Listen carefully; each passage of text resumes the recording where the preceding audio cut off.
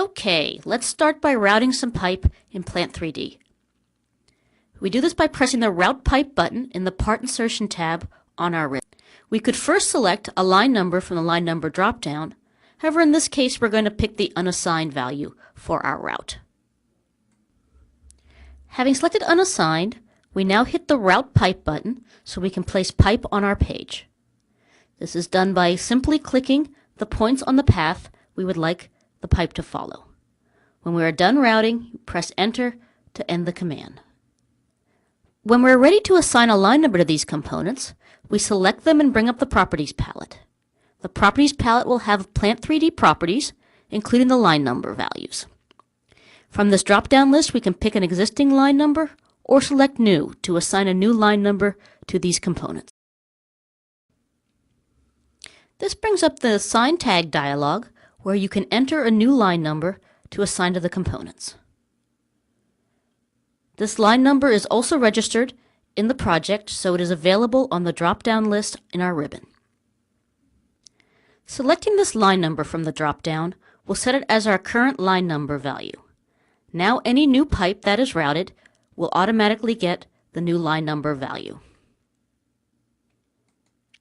Another item we can control from the Part Insertion tab on our ribbon is the piping spec.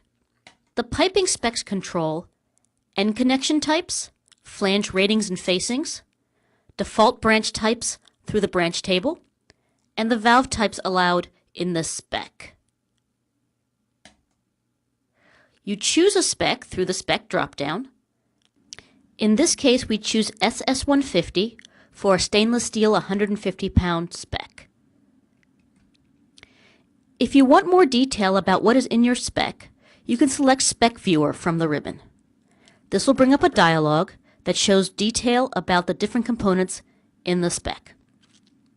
The top part of the dialog is the spec sheet, showing the components in groupings, where the bottom part of the dialog will show more detail of any selected line item. You can see as we select the plug valves, more detail on each available valve is shown at the bottom. Or if we were to select the butterfly valves, more details for these valves would be shown. Selecting a particular valve in the part sizes section of this dialog will allow you to insert that particular part into the model by pressing the Insert in Model button. Here we insert a 4-inch butterfly valve into our existing run of pipe.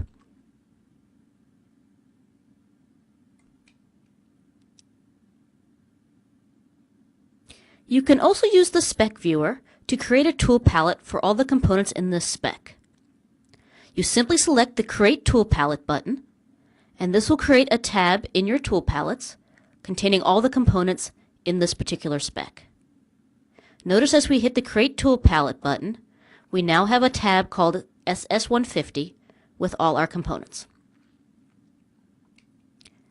Tool palettes give us a simple and familiar way to add components into our model. We will show this by inserting a flange set, a reducer, and then a T. First, we select our weld neck flanges from the tool palette.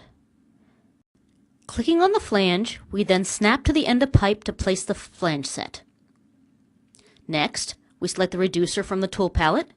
Again, clicking on the reducer, snapping to the end of pipe, we then place the reducer. Finally, we will place a T in the middle of an existing run of pipe. We select the T from the tool palette and snap to the pipe to insert the T.